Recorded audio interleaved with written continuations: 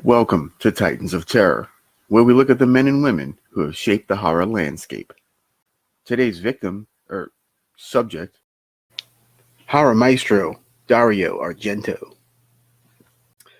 Dario Argento was born on September 7, 1940, in Rome, the son of Sicilian film producer Salvatore Argento and Brazilian photographer Elda Luxardo.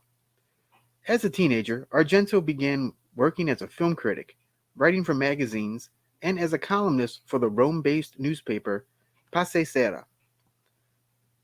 While working at the newspaper, Argento also began working as a screenwriter. Some of the films he worked on were the westerns Once Upon a Time in the West and Cemetery Without Crosses. In 1968, Argento was married to Marissa Casal, the great-granddaughter of Italian composer, pianist, and conductor Alfredo Casella. In 1970, they welcomed daughter Fiore, who became an actress and costume designer. Also in 1970, Argento began work on his directorial debut, the Giallo film The Bird with the Crystal Plumage. It stars Tony Musante as an American writer in Rome who witnesses a serial killer targeting young women and tries to uncover the murderer's identity before he becomes their next victim. The film was a major hit in Italy and launched Argento's career as a filmmaker. It also has been credited as a significant milestone in the popularization of the Giallo genre. The film also marked Argento's first collaboration with famed composer Ennio Morricone. The film was nominated for an Edgar Allan Poe Award for Best Motion Picture in 1971 and was placed 272nd on Empire Magazine's 500 Greatest Movies of All Time list. Next up, Argento unleashed The Cat o' Nine Tails in 1971. The film is about a blind puzzle solver and a newspaperman teaming up to see if they can solve the mystery of the murders of people involved with genetic research. The film was a commercial success in the US and Italy, but not in the rest of Europe. Argento was less than pleased with the film and has repeatedly cited it as his least favorite of all of his films. To complete his Animal trilogy, Argento then made 1971's Four Flies on Grey Velvet. The film concerns a rock drummer accidentally killing a stalker. The following day, he receives an envelope with photos of him killing the man. Now someone is killing all his friends and trying to frame him for the murders. The film was not well received by critics and was subsequently hard to find until 2009. The next year, in 1972, Argento and Casal divorced. Argento then decided to switch gears and make a comedy drama for the Italian market called The 5 Days in 1973. The film takes place in 1848 Milan, where a thief and a baker witness the chaotic final days of the Italian Revolution. Also in 1973, Argento created a 4-part anthology TV series called Door into Darkness, in which he directed or co-directed 2 of its episodes. One of his episodes, The Tram, has been cited as a highlight of the series. In 1975, Argento returned to the Giallo world with Deep Red, also known as the Hatchet Murders. The film tells the tale of an English jazz pianist and a wisecracking journalist being pulled into a complex web of mystery after the pianist witnesses the brutal murder of a psychic. The film stars David Hemmings and Daria Nicolodi, who Argento would have a personal and professional relationship with. The film was released during the height of the Giallo craze and was a critical and commercial success. The film is considered one of the genre's definitive entries, as well as one of Argento's best works. The following year, Argento and Nicolodi welcomed their daughter Aja, who would become an actress and filmmaker in her own right. In 1977, Argento started work on another trilogy, this time called The Three Mothers. The first film in the trilogy is called Suspiria, a supernatural horror film starring Jessica Harper as an American ballet student who transfers to a prestigious dance academy, but realizes after a series of murders that the academy is a front for a coven of witches. The film is recognized as one of the most influential films in the horror genre and often cited by critics as the best Giallo ever made. The film is often noted for its visual style, its use of vibrant colors, and its score by Argento and the progressive rock band Goblin. The film was conceived in collaboration with Argento's partner, Dario Argento, which combined the occult themes that interested Argento with fairy tales that were inspiring to Nickelodeon.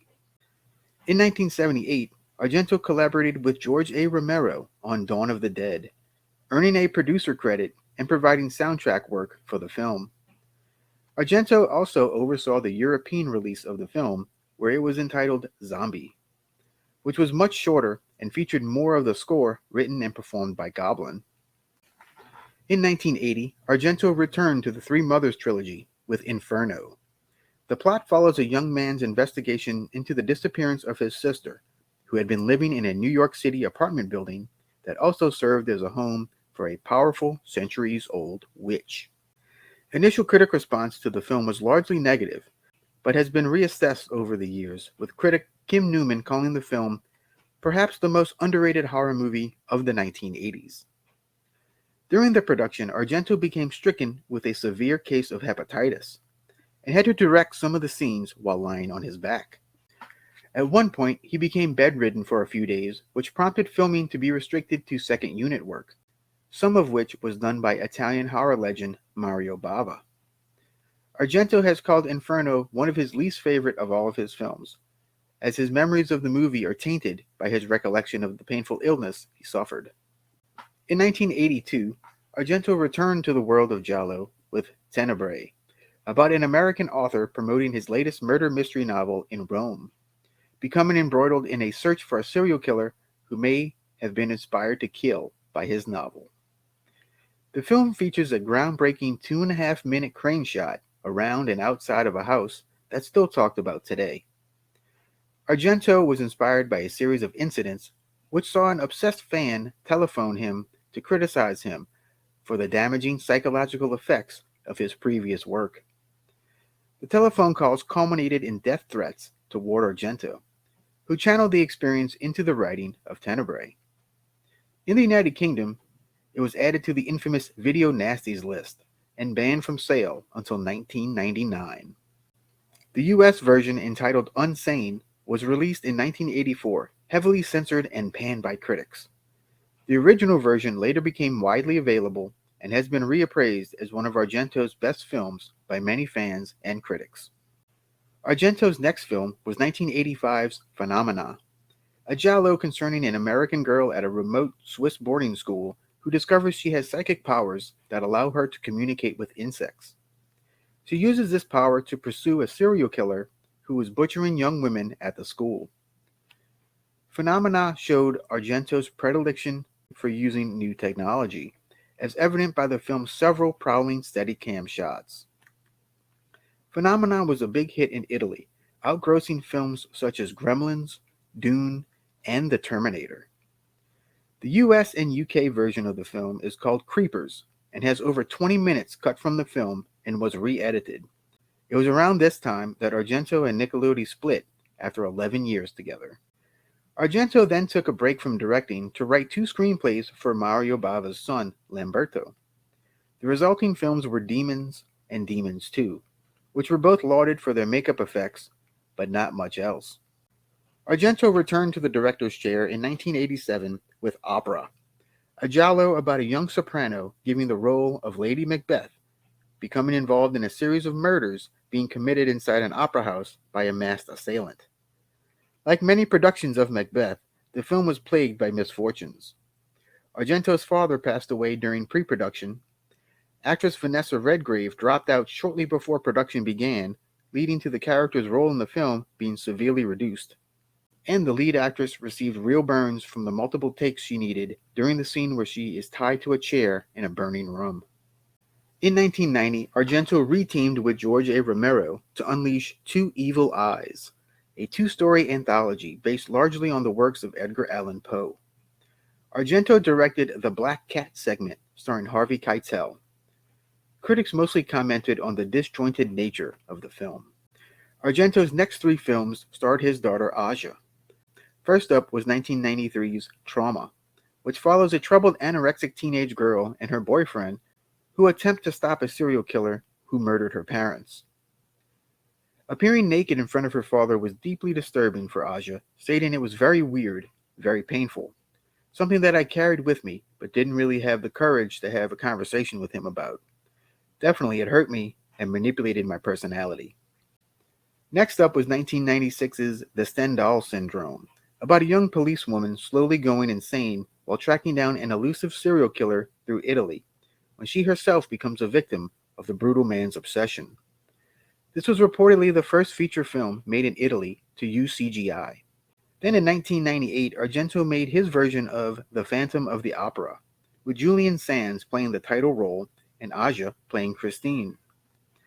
Critical response was unanimously negative, noting the script's clumsy plotting, often unintentionally hilarious dialogue, and some howling bad acting. In 2001, Argento returned to the Giallo with Sleepless, about a retired police detective and a young amateur sleuth teaming up to find a serial killer who's resumed the killing spree in Turin, Italy, after a 17-year period. Critics disliked the films, but fans were split. Some were lukewarm, while others said Argento was coming back to form. In 2004, Argento returned with The Card Player. Originally intended to be a sequel to The Stendhal Syndrome, the film was rewritten when Aja declined to be involved. So the film ended up being about a Rome policewoman teaming up with a British Interpol agent to find a crafty serial killer who plays a taunting game of cat and mouse with the police by abducting and killing young women and showing it over an internet webcam. Critical response was largely negative, stating there's the feeling that it's all been done before and handled with much more style and confidence. In 2005, Argento made a TV movie called Do You Like Hitchcock? As an homage to the acclaimed director. The film tells the story of a college film student obsessed with the works of Alfred Hitchcock, investigating a murder committed in the apartment building across from his, and he suspects that his seductive neighbor hired a girlfriend to commit the deed. The film received mixed reviews. Also in 2005, Argento directed an episode of the anthology series Masters of Horror, called Jennifer, about a police officer saving the life of a hideously deformed young woman, only to find himself drawn into a web of murder and self-destruction from which he finds it difficult to break away. The next year, he returned to the series by directing an episode entitled Pelts, about a fur trader and his pursuit to make the perfect fur coat to win over a woman. He ends up stealing supernatural raccoon pelts that violently turn against those that covet them. Both episodes were highlights of the series. In 2007, Argento finally completed his Three Mothers trilogy with The Mother of Tears, featuring his daughter Aja and his ex Daria Nicolodi. The film tells the tale of an American art student in Rome accidentally triggering the return of the third mother, and must use her latent magical powers to end the witch's reign of terror. Critical response was mixed, although many reviewers felt the film, despite its flaws, was entertaining. 2 years later, Argento returned with a giallo called Giallo. It is the story of Inspector Enzo Alvolfi teaming up with a woman to rescue her sister from a sadistic killer known only as Yellow. The movie is probably best known for actor Adrian Brody suing the film's producers and financial backers when they failed to pay him his full wage for appearing in the film. After successfully blocking the film's release in court, the makers eventually paid him his outstanding money. The film received backlash from both critics and the general public. Further in his descent into mediocrity, Argento next released Dracula 3D in 2012, a low-budget retelling of the classic vampire story. Variety says it best. Director Argento half-heartedly mixes schlocky 3D effects with one-dimensional characters for a near 2-hour joke that ought to have been funnier. Dario then took a 10-year break before returning for another giallo called Dark Glasses. The film is the story of Diana, an Italian escort who lost her sight, finding a guide in a young Chinese boy named Chin. Together, they will track down a dangerous killer through the darkness of Italy. The film marked a bit of a return to form, with most critics and fans giving it generally favorable reviews. Often referred to as the master of the thrill and the master of horror, Dario Argento helped define an entire subgenre called Giallo. His early work stands as top-notch horror filmmaking, and he doesn't seem to be done yet. The bat salutes Dario Argento, a true titan of terror.